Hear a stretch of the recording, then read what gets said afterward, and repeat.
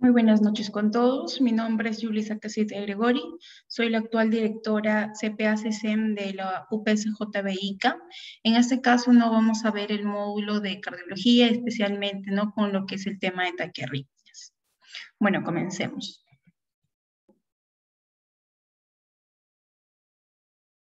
Primero vamos a definir, ¿no?, qué son las taquiarritmias. Las taquiarritmias, como su propio nombre lo dice, no son ritmos cardíacos anormales, y el ser no ritmos cardíacos anormales, la frecuencia ventricular, ¿no?, en la mayoría de los casos, va a ser una frecuencia mayor de 100 latidos por minuto, ¿no?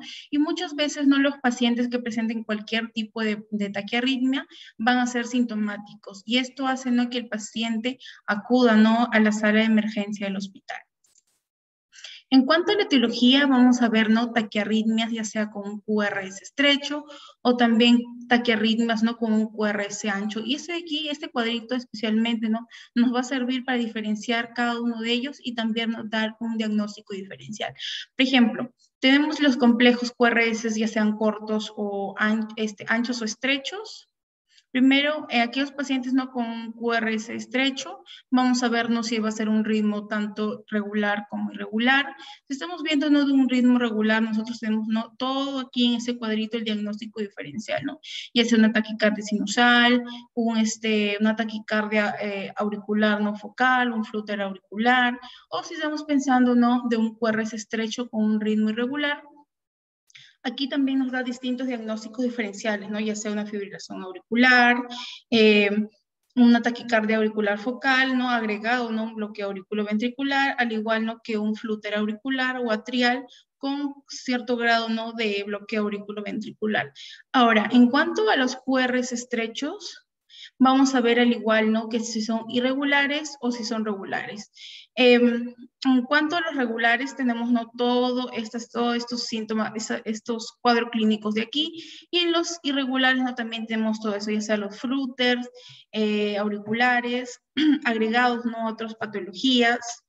Por ejemplo, aquí tenemos una taquicardia ventricular polimórfica, ¿no? Por ejemplo, tenemos aquí incluido lo que es la torsa de puntas, también tenemos, ¿no?, lo que es la fibrilación ventricular, ¿no?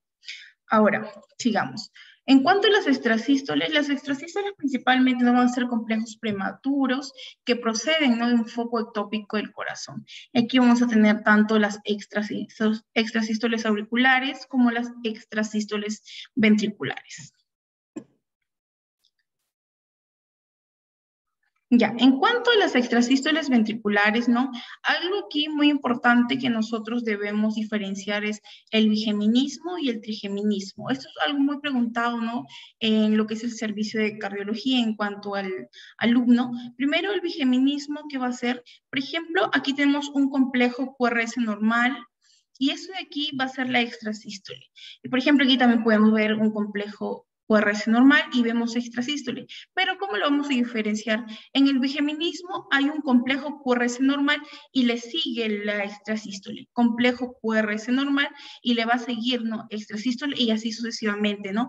A ellos se le va a conocer como bigeminismo, y a diferencia que en el trigeminismo tenemos un complejo normal, otro complejo QRS normal y aparece ahí recién esta extrasístole. Igual aquí tenemos un complejo normal, otro complejo normal, y es aquí, ¿no?, donde va a aparecer ya lo que es la extrasístole, ¿no?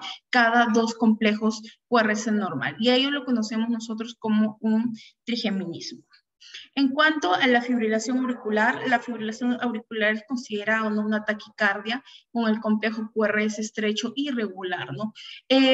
Aquí la fibrilación auricular, perdón, la podemos ver en distintas patologías, ya sea en la valvulopatía mitral reumática, la podemos ver en pacientes, ¿no?, con hipertensión arterial, pacientes con enfermedad coronaria y también, ¿no?, en pacientes con hipertiroidismo. Sin embargo, también lo podemos encontrar, ¿no?, en aquellos pacientes que ya son añosos. Por ejemplo, en esta imagen de aquí, lo característico que siempre se pregunta, ya sea en ENAM o los exámenes de salud, es en el electrocardiograma. En el electrocardiograma, en la fibrilación auricular, nunca nosotros vamos a encontrar una onda P. Nunca vamos a encontrar una onda P. Lo que vamos a encontrar son ondas F minúscula en la fibrilación auricular, y vamos a encontrar, ¿no?, que los complejos QRS son irregulares, ¿no? Por ejemplo, aquí En este gráfico, ¿no? Cada complejo tiene un cuadrito, por aquí este de aquí tiene un cuadrito y un poquito más, y así sucesivamente. Eso es lo característico de una fibrilación auricular. Por ejemplo, aquí tenemos un electrocardiograma. En cualquiera de las derivaciones que nosotros podamos observar, no vamos a encontrar una onda P.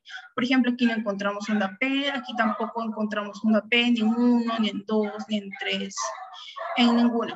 Al igual no que vamos a encontrar lo que es los complejos Q, el segmento RR e irregular. Aquí vamos a ver 1, aquí este de aquí es 1, después si nos vamos por aquí, que es en el mismo, van a ser más cortos y sucesivamente, ¿no? Por ejemplo, si nos vamos aquí también, este de aquí va a ser más largo y aquí podemos ver uno más corto y así sucesivamente. Y lo característico, ¿no? Como se mencionó anteriormente, no van a ser las ondas F minúsculas. Ahora también tenemos lo que es la taquicardia ventricular. La taquicardia ventricular no va a entrar en el grupo de las taquicardias de QRS ancho, ¿no? Y nos dice, ¿no?, que esa taquicardia es una arritmia en la cual identificaremos más frecuente en más de 3 complejos QRS ancho con una frecuencia cardíaca superior a 100 latidos por minuto, ¿no? Y al ser una taquicardia, por ejemplo, aquí podemos ver que los complejos QRS van rapidito, y muchas veces no podemos encontrar una onda P, ¿no? Por la rápida despolarización.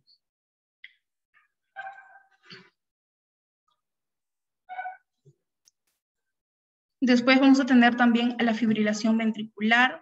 La fibrilación ventricular, ¿no? Aquí principalmente, ¿no?, va a ser una actividad ventricular absolutamente irregular y desordenada y sin un tipo de patrón fijo. Como estamos viendo aquí, esto es un paciente, ¿no?, de forma didáctica con una taquicardia ventricular.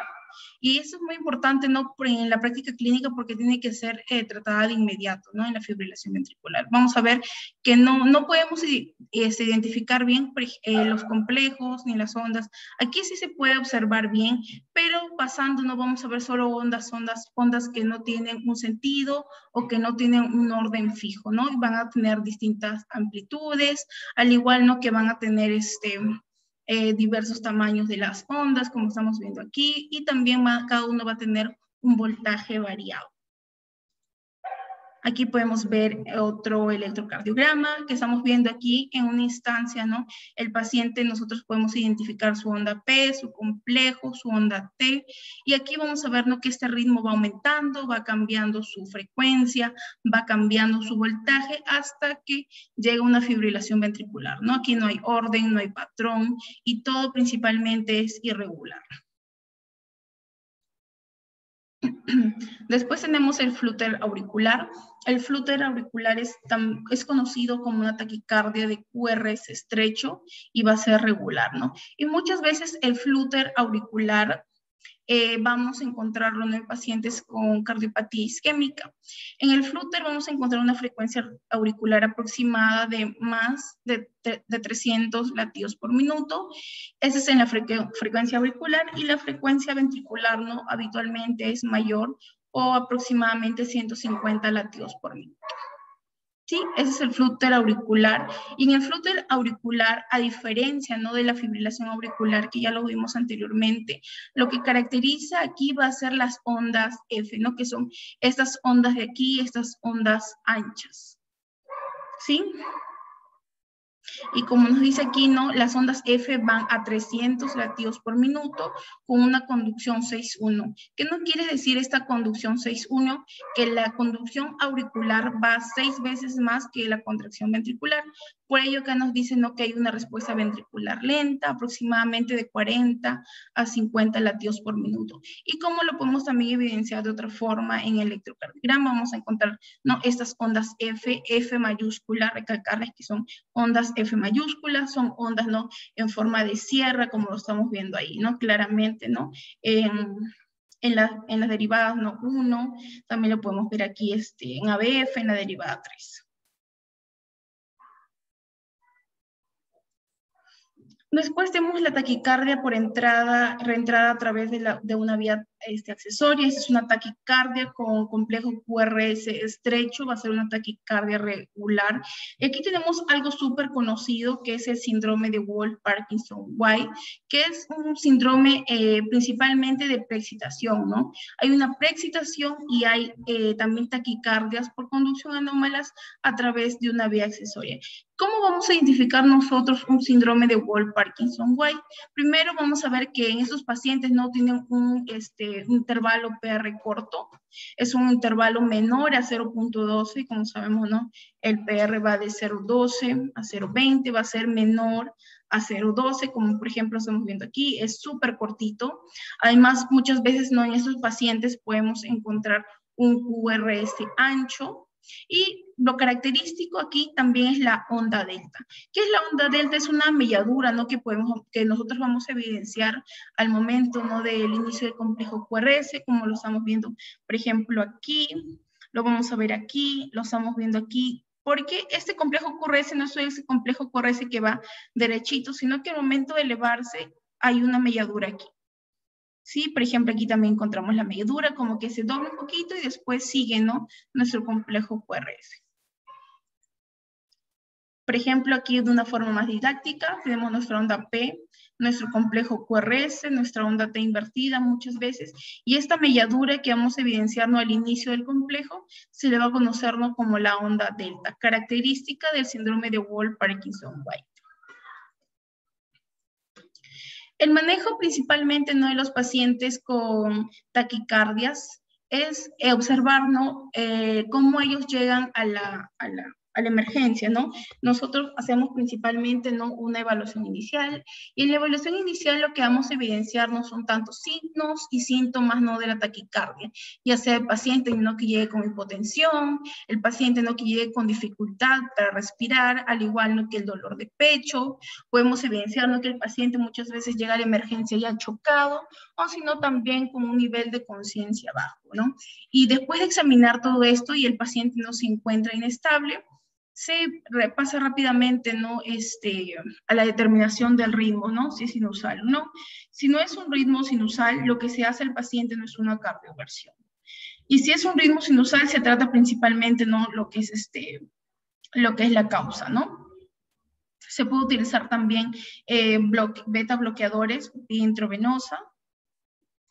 Y de aquí vamos a ver, ¿no?, si es una taquicardia sinusal, podemos utilizar, ¿no?, el tratamiento, ¿no?, para la causa en sí, o sino también en presencia, ¿no?, de pacientes que llegan también con cardiopatía isquémica, se puede utilizar, ¿no?, beta bloqueadores por vía endovenosa. Al igual, ¿no?, que pacientes con síntomas no muy floridos de una taquicardia sinusal, podemos utilizar, ¿no?, el tratamiento con beta bloqueadores también por vía endovenosa. Ahora, aquí vamos a ver un pequeño caso clínico o una revisión que es las características clínicas y el pronóstico de pacientes hospitalizados no con COVID-19, que es algo de ahora en la actualidad con taquiarritmias sostenidas incidentes, ¿no? Este es un estudio observacional multicentro. Aquí principalmente, ¿no?, como se dice, el impacto del pronóstico de las arritmias en pacientes hospitalizados, ¿no?, con COVID-19 muchas veces puede ser infradiagnosticados, ¿no?, porque estamos viendo lo que es la enfermedad, ¿no?, de COVID-19, y por ello, ¿no?, es importante estudiar y evaluar la incidencia y los predictores, ¿no?, de las taquiarritmias sostenidas, ¿no?, en aquellos pacientes con COVID-19, ¿no? Si desean más de ver este bonito artículo, aquí les dejo el DOI, pueden leerlo, está súper interesante. Y aquí concluyen, ¿no?, que la fibrilación auricular va a ser la taquicardia más frecuente, ¿no?, en aquellos pacientes que presentan, ¿no?, la COVID-19. Y por último, es una preguntita de acuerdo, ¿no?, al tema que se hizo.